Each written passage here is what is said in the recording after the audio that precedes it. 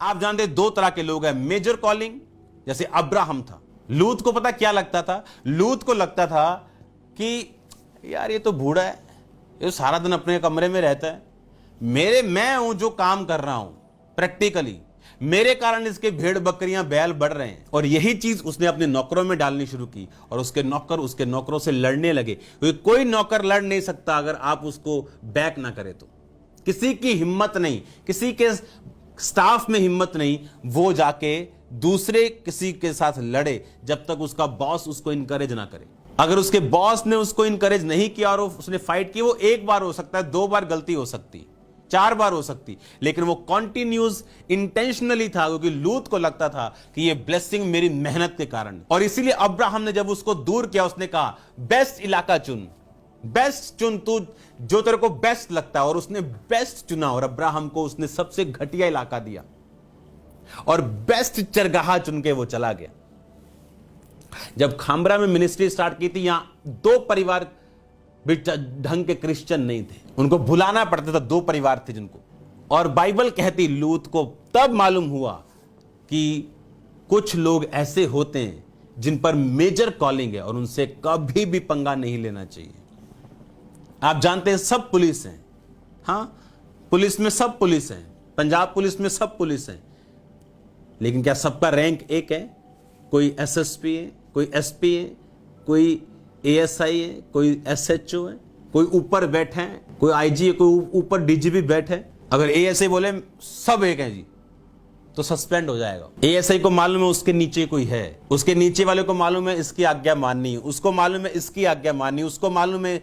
जब हम रैंक जब हम अथॉरिटी समझते हैं, जब हम पोजीशन समझते हैं, तो बरकत पाते हैं। ऐसे मूर्ख लोग भी हैं इस दुनिया में जो अपने स्पिरिचुअल फादर के पास जाके बोलेंगे आपके बेटा होगा, इस तरीके को होगा, और वो गलत निकलती है चीजें।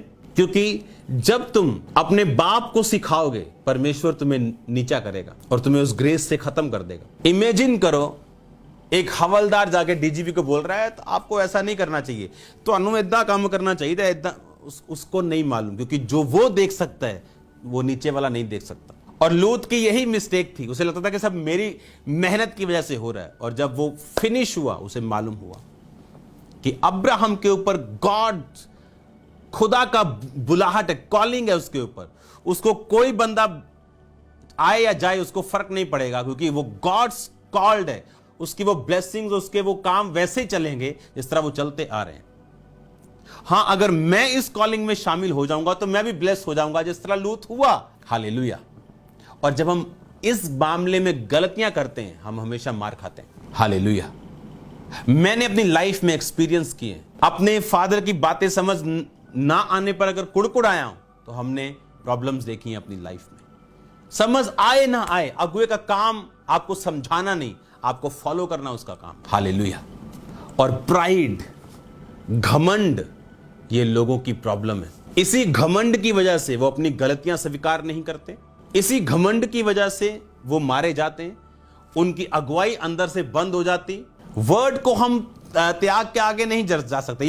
ये परमेश्वर का एक सिस्टम है, इसको आप बदल नहीं सकते। अगर मूसा ने एक अफ्रीकन औरत के साथ शादी की और इजरायलियों के साथ उसे करनी चाहिए थी, तो परमेश्वर ने मूसा को डांटने की बजाय मरियम और हारून को श्रापित कर दिया, उन्हें डांटा। हारून थोड़ा बच भी गया, लेकिन मरियम कोड़ी हुई, क्योंकि आपको नहीं मालूम जो मेजर कॉलिंग है वो किस तरह से कार्य करती, और आप उसको बीट नहीं कर सकते। आप जितना मर्जी जोर लगा लें, आप पहाड़ के शिखर से ऊपर एक नया पहाड़ नहीं बना पाएंगे, और ये परमेश्वर का विरोध होगा। और बाइबल कहती है वो घमंडियों का सामना करता है, वो घमंडियों का सामना करता है। और यही प्रॉब्लम्स हैं लोगों में।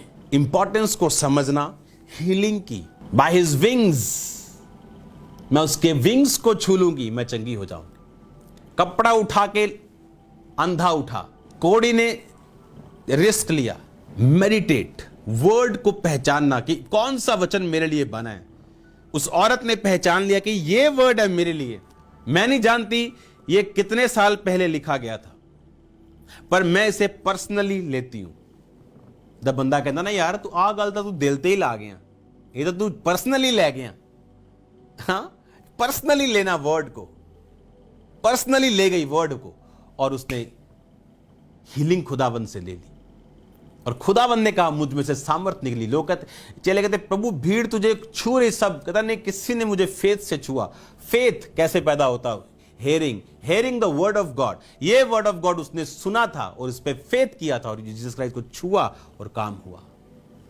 जो वर्ड आप पढ़ते हैं, आप पढ़ रहे हैं बाइबल पढ़ रहे हैं रोज, और एक दिन आप पढ़ते और खास आपको लगता है खुदाबंद ने आज मुझसे बात की कि उसके कोड़े खाने से मैं चंगा हो चुका हूं, ये वर्ड आपके लिए रेमा बन जाता है, आपके लिए पर्सनल बन जाता है। आप इसे प्राइवेट ले लेते हो, अपने लिए ले लेते हो, इस पे मेडिटेट करते हो, इस पे फाइट करते हो और अपनी हीलिंग को आप रिसीव करते हो। अपने आप कुछ नहीं होगा। आप कैंसर में मर जाएंगे अगर आप ऐसे ही बैठे रहेंगे तो, और क्रिश्चियन होके आप मर जाएंगे।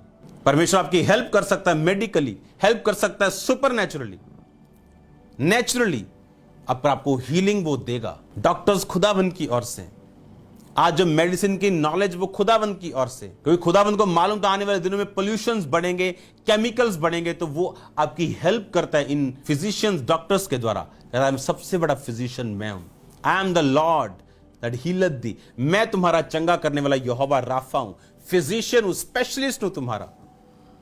वो तुम्हारा स्पेशलिस्ट है। अगर खुदाबंद आपके साथ है, सब चीजें काम करेंगी। पानी पिया भी काम करेगा, डाइट भी काम करेगी, मेडिसिन भी काम करेंगी, प्रेयर भी काम करेगी। अगर वो साथ नहीं तो कुछ भी काम नहीं करेगा। जो लोग फिजिकली हील्ड हैं प्रॉपर और जो नहीं है, उनका ध्यान ज्यादा शारीरिक है, क्योंकि हर वक्त तो सोचते हैं हाय दर्द। लेकिन जो हील हो चुके हैं वो सोचते हैं मैं क्या करूं परमेश्वर के लिए, और क्या करूं। ये जरूरी है कि खुदाबंद की हीलिंग को आप रिसीव करें। आप उसके विंग्स, उसके खंभों के नीचे छुप चुके हैं और खुदाबंद आपको लेके जाएगा। अकाल के दिनों में असली वाला हंसमुख बनाएगा, फेसबुक वाला नहीं। God bless you all. सबको जय मसीह।